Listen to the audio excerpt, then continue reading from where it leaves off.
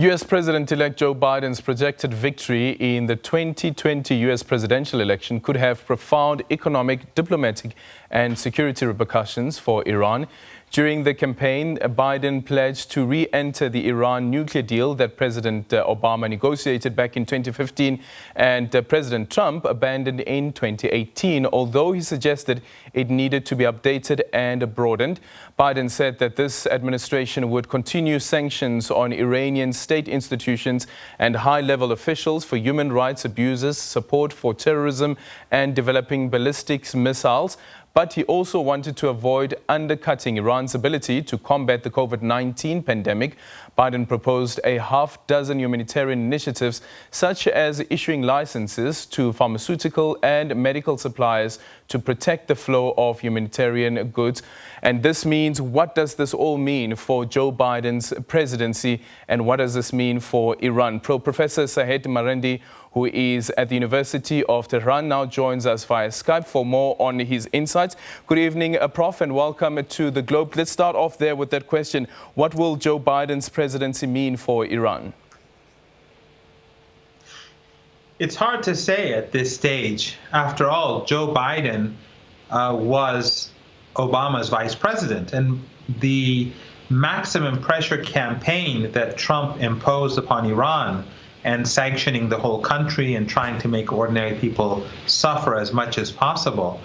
This was initiated by Obama in what he called crippling sanctions. So Obama was trying to cripple ordinary Iranians as much as possible. And of course, back then people died as well. And Trump's criticism of Obama was that why didn't he continue those inhumane sanctions? So remember, Biden was Obama's vice president. So sanctioning ordinary Iranians, making ordinary Iranians suffer was fine with Biden. And also, we have to remember that the dirty war in Syria that the Saudis and the Israelis and the Turkish government, with the support of the United States, began was during the Obama-Biden administration. We have to remember that Biden in 2014 went to Harvard and gave a speech and admitted that these regional countries, Turkey and the Emirates and the Saudis and others, and of course Israel, which he didn't mention in that speech, they were all helping to create these extremist groups, including ISIS. But of course, what he didn't mention was the U.S. role behind all that. And we know from the head of the U.S. Defense Intelligence Agency at that time, General Michael Flynn, that the United States willfully supported them. So Biden's dirty wars with Obama, whether in Libya, Syria, their support for the genocide in Yemen, and as I said, the brutal sanctions that Obama initiated in Iran, don't really indicate that Biden will be much better than Trump. However, since Trump likes to be the opposite of Obama, and Biden wants to be the opposite of Trump, he may make some mild changes to look more humane. And but I also think, more importantly, that other countries will begin to increasingly ignore United States directives on sanctions, and they will begin increasingly to cooperate with Iran, countries like Russia, China, and others, because they know that Biden really doesn't want to be as confrontational with different countries across the world as was Trump. So I think whether Biden wants it or not, the sanctions regime will begin to weaken.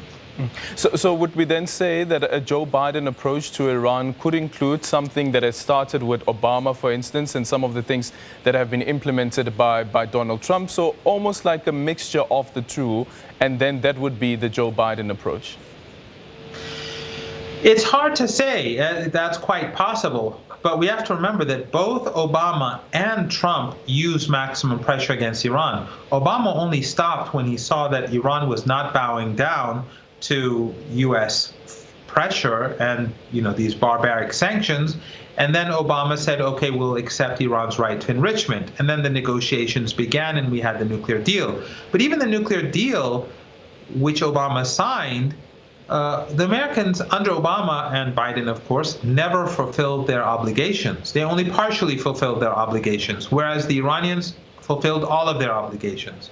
So again, on the one hand, Biden is closely affiliated with Obama, and they've been very brutal and barbaric towards the Iranians during those 8 years.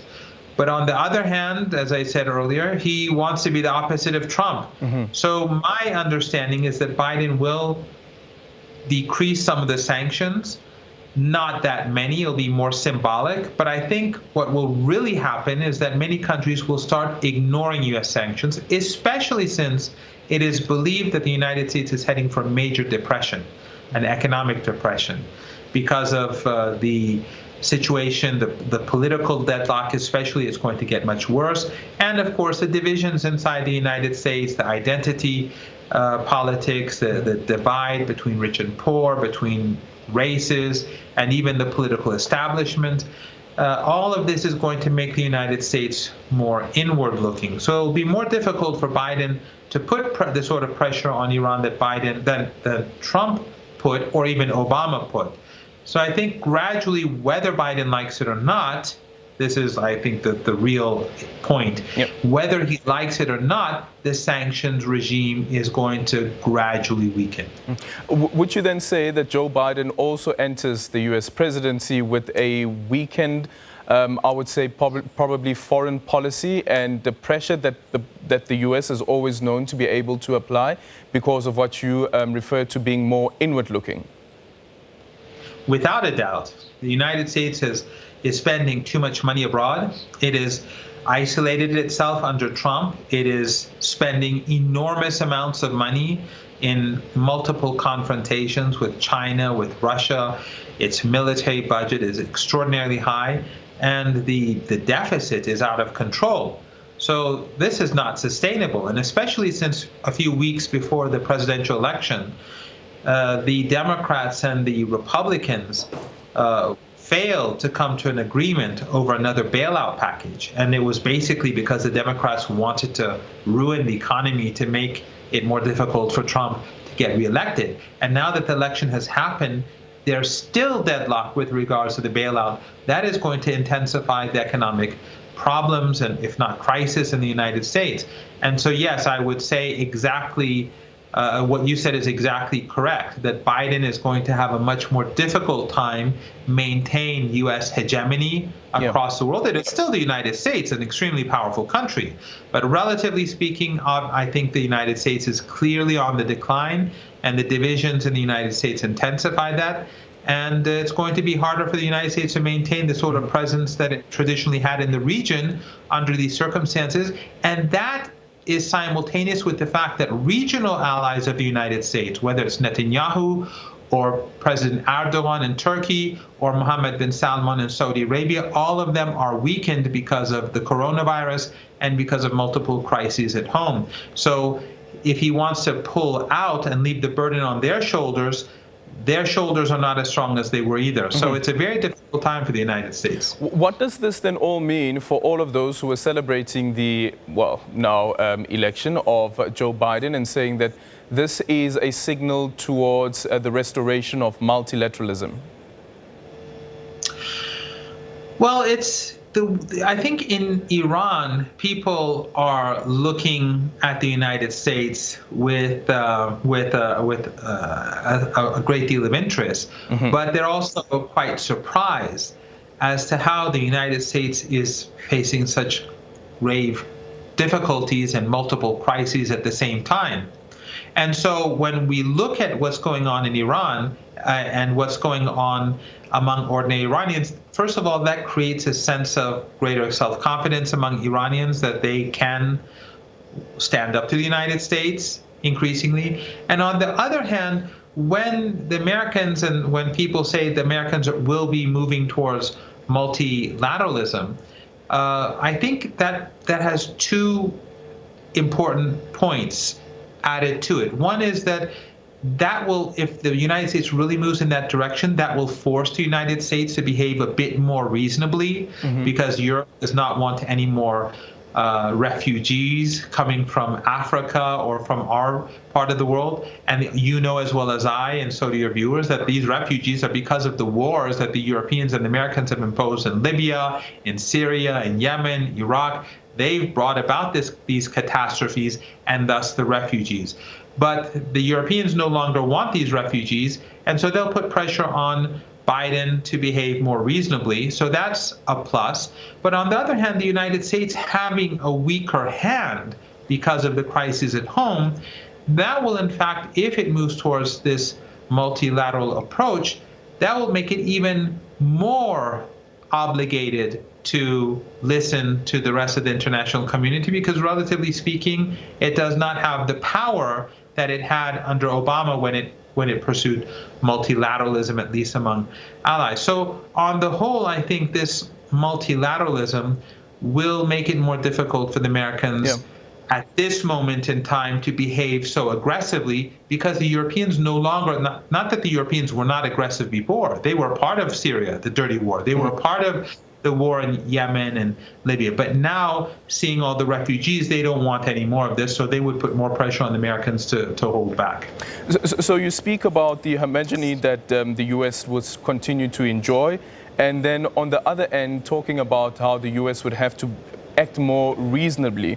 But then on the other end, you have the Saudi Arabia king, Salam, saying that the U.S. must take a decisive stance against Iran's continuing efforts to obtain weapons of mass destruction. So the emphasis also on decisive stance also goes against what you're speaking about, for instance, around behaving more reasonably. Yes, of course. And the Saudis would definitely want the Americans to be more confrontational with Iran. But the Saudis have made a bad bet, and that is both the Saudis and the Turkish president, as well as the Israeli regime's Prime Minister Netanyahu, all of them bet on the wrong horse in the United States. They all bet on Trump. They pinned their hopes on Trump, and of course he lost. So this is not really good news for Netanyahu, Mohammed bin Salman, or Salman his father, or President Erdogan. Some countries hedge their bets, if we could put it that way. It's like the Emirates and Qatar. For Iran, Iran doesn't really care. Iran's policies are made in Tehran. Iran doesn't really look to see who wins in the United States to make its decisions. Its decisions are made in Tehran, regardless of who becomes president in the United States. So the Saudis have a wish list, but they're going to have their own problems with the United States in the coming months. Okay, thank you so much for that. That is Professor Seyed Marandi joining us from the University of Tehran.